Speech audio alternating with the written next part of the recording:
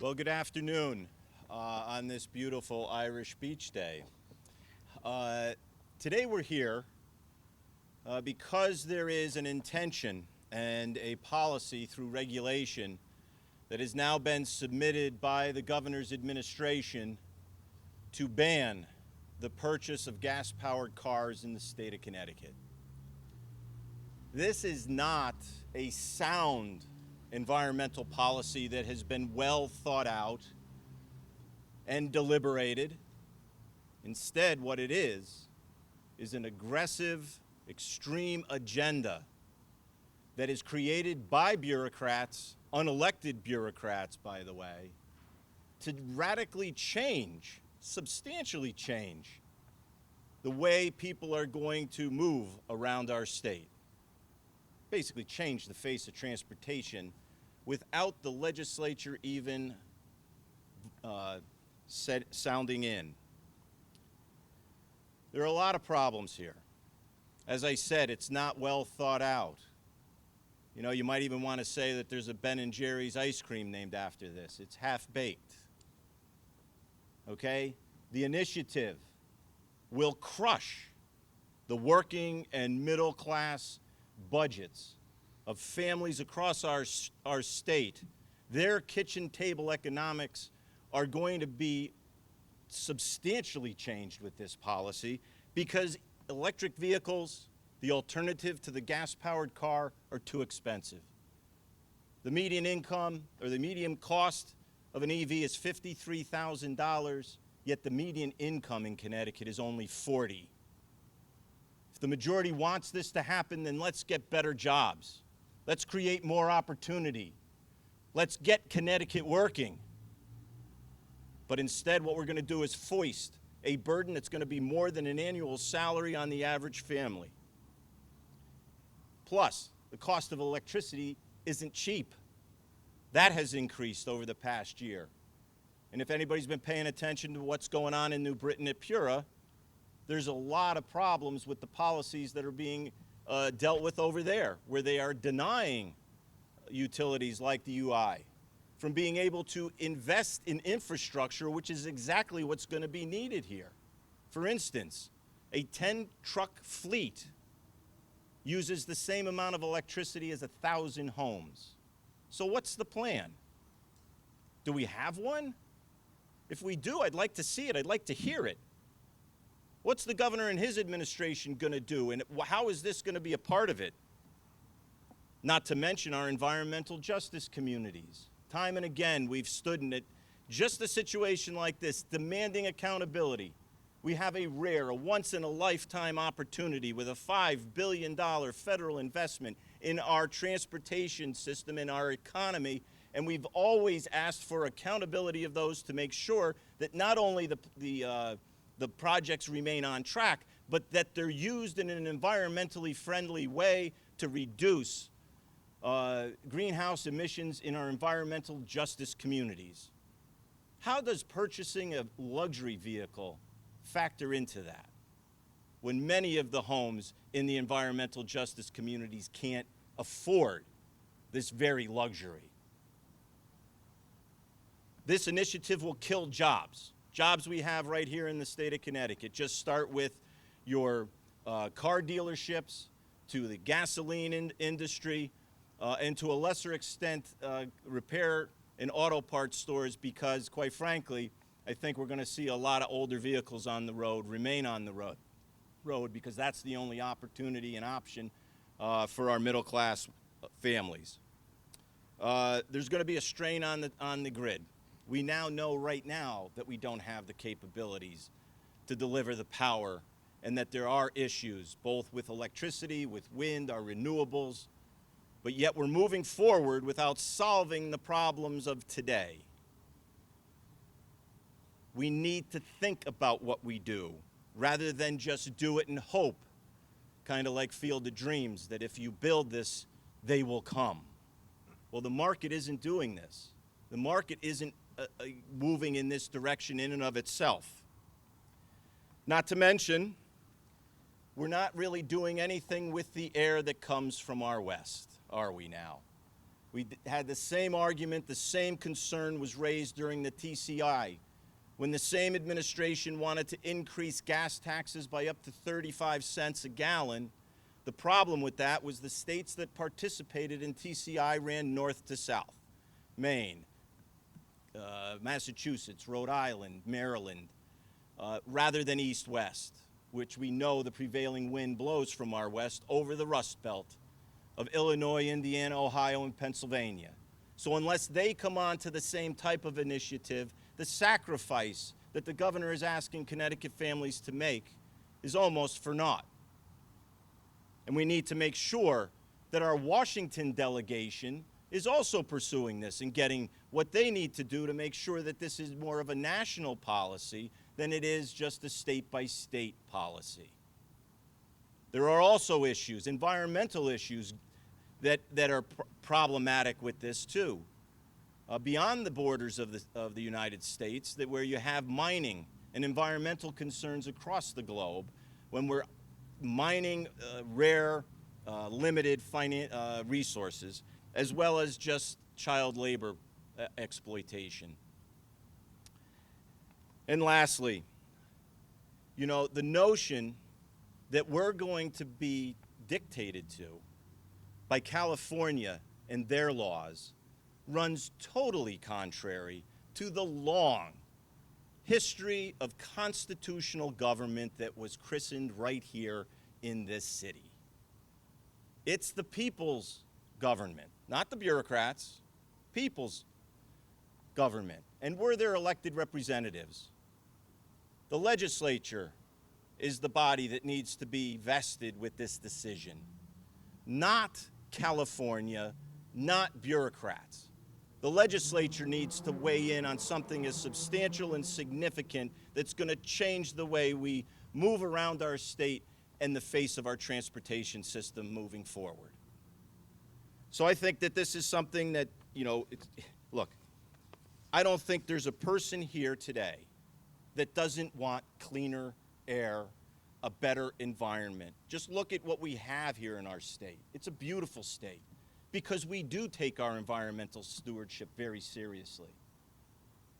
But it's not just about setting a policy. This is something we've prided ourselves on, that when we do offer suggestions and alternatives, when we offer the better way, it is not only grounded in common sense, it is not only reasonable and economically efficient, but it's achievable because it's a well thought out plan. This isn't that. This is just saying down the road, this is what we're going to do, without putting any of the building blocks in place to achieve that goal. So while we'd love nothing better than a greener environment and cleaner air, we got to work on today's problems and today's solutions to make those ideas a reality. And that's not present in the regulation that's before us now. With that, I'm going to turn it over to my esteemed House colleague, State Representative and leader of the House Republicans, Vincent Candelora. Thank you. Good afternoon. As Senator Kelly pointed out, certainly there are many issues that we are seeing as we're embarking on this regulatory process. And we're asking this governor and the Commissioner Dykes to suspend this regulatory process and provide a plan of how we are going to implement an all-electric vehicle system in the state of Connecticut. I have never been approached by more constituents, especially in a summertime period, of people who now have great anxiety. They're grabbing me in the grocery store, at church, questioning how they're going to be able to transition their ability to utilize a vehicle from gas power to electric power. This is a real concern of residents throughout the state of Connecticut. But I would also say the bigger concern is the approach that Connecticut is now taking by making our electric companies the biggest adversary in the state of Connecticut. We saw that through the recent public hearings that PURA has begun embarking on a systemic attack on our electric grid through the state of Connecticut through its regulatory process. You know, by most accounts, people have said that we need to increase our electric supply by 60% in order to accommodate the requirements that are being set forth in these regulations. Yet PURA has crafted the most adversarial relationship in the country.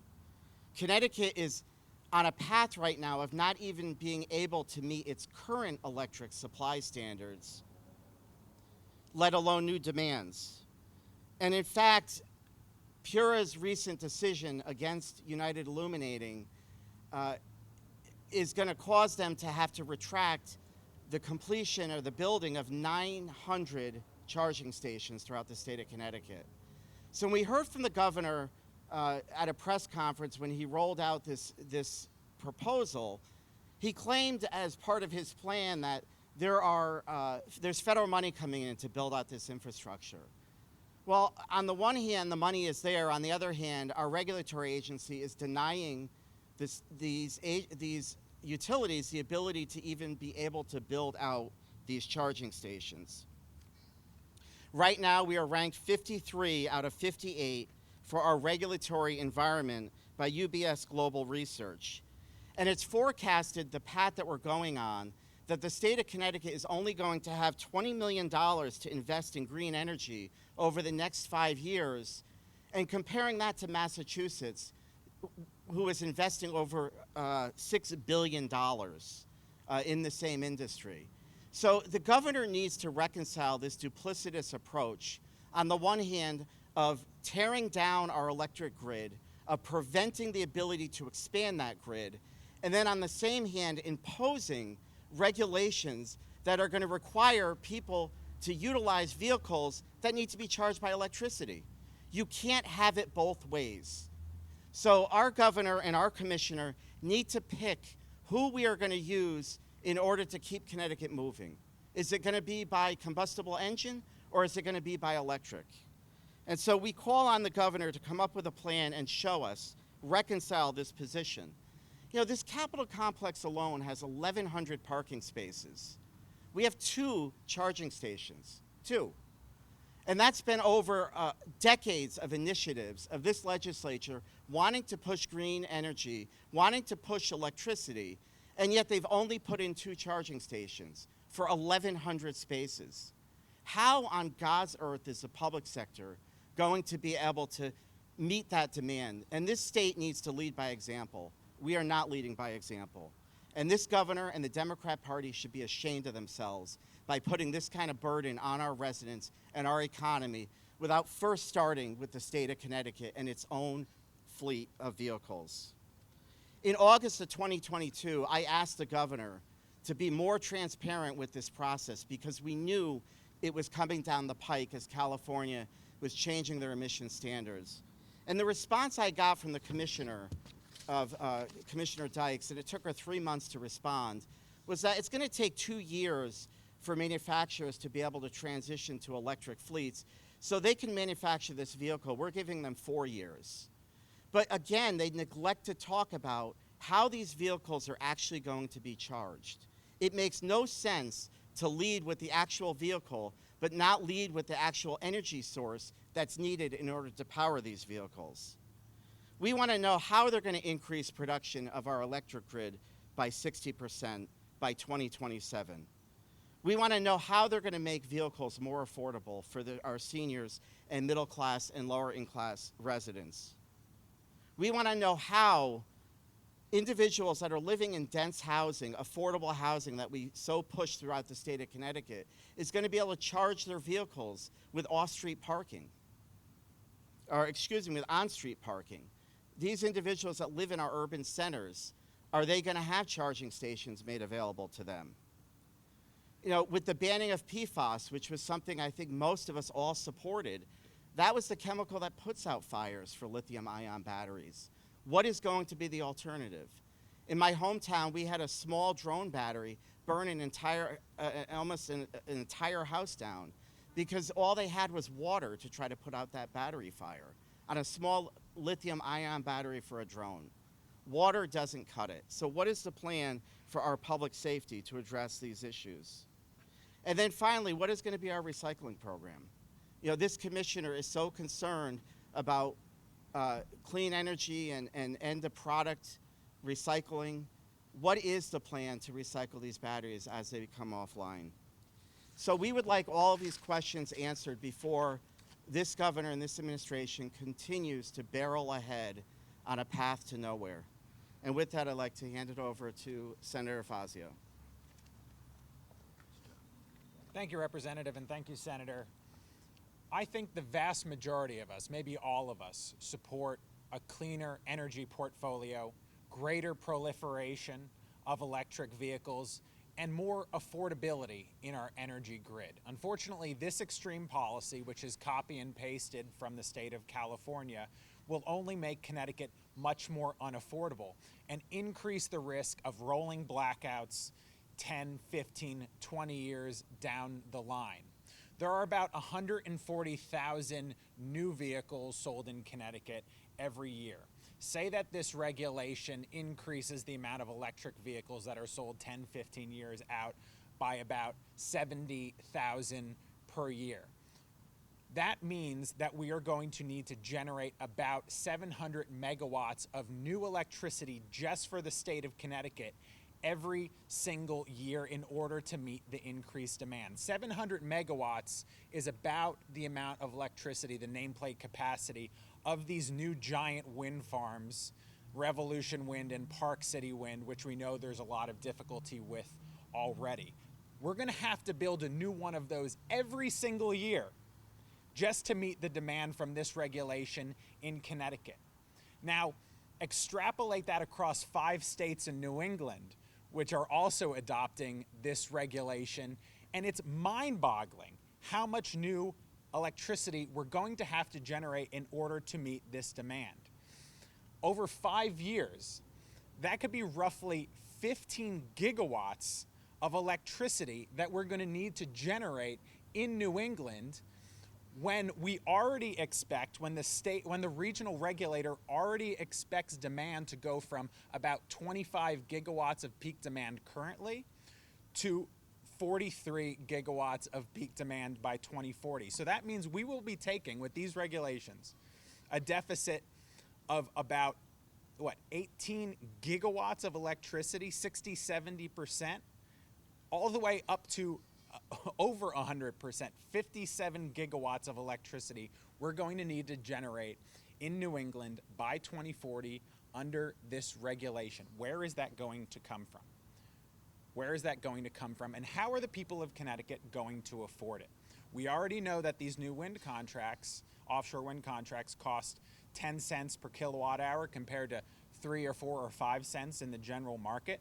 So you're going to see potentially electricity costs double or triple for the Connecticut residents and workers who are already paying among the most expensive electricity bills in the entire country. What it really means is that we're going to increase the risk of rolling blackouts in New England 10, 15, 20 years down the line.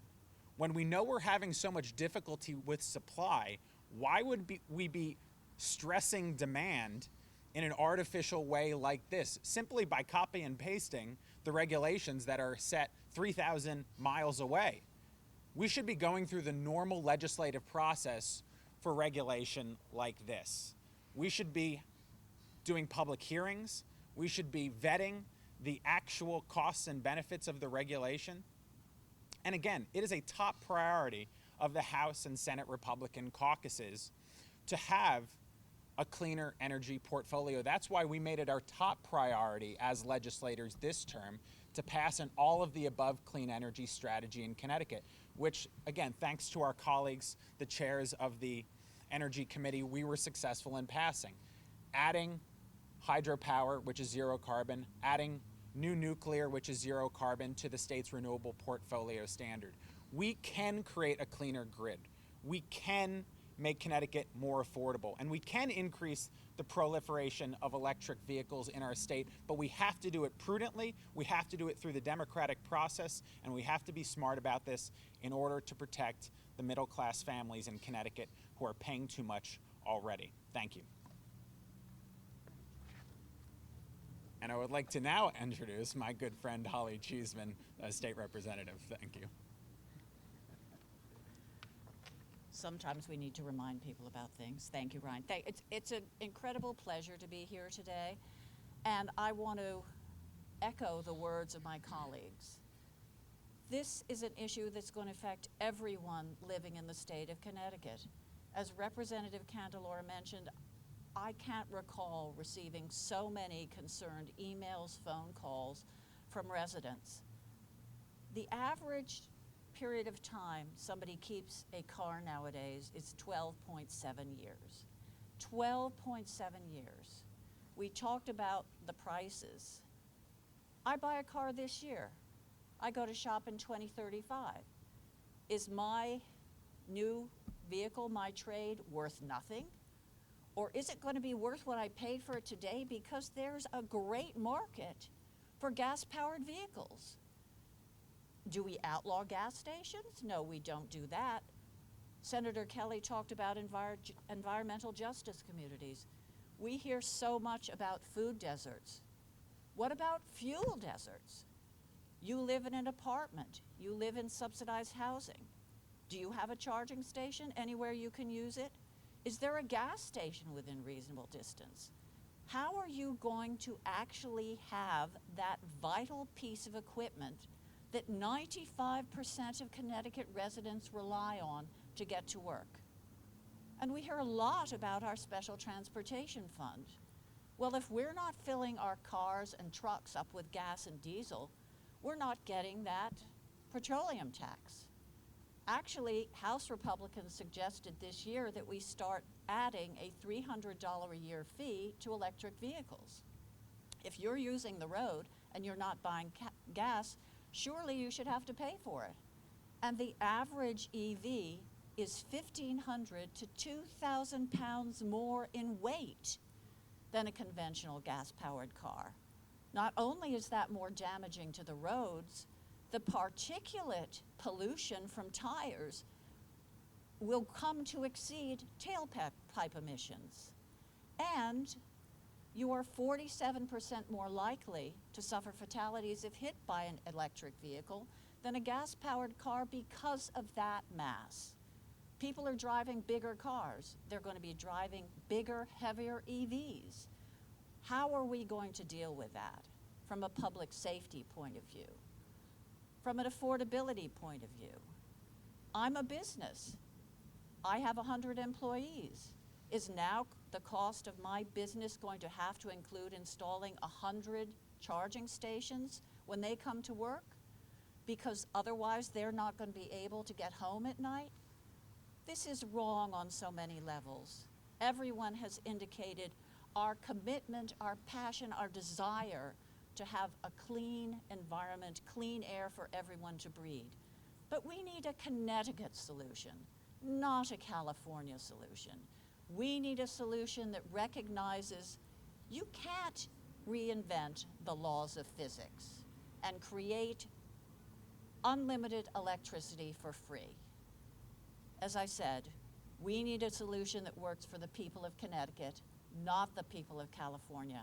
And I look forward to working with my colleagues behind me and the other side of the aisle and the governor and the commissioner. Because if we work together, we know we can move mountains. And with that, I'd like very much to introduce John Blair from the Motor Transport Association of Connecticut. Good afternoon, and I want to thank the Senate and House Republican caucuses for including me in the press conference today. Trucks are involved, so on Tuesday morning there'll be regs that are going to be focused on cars. In the afternoon, the focus will be on trucks.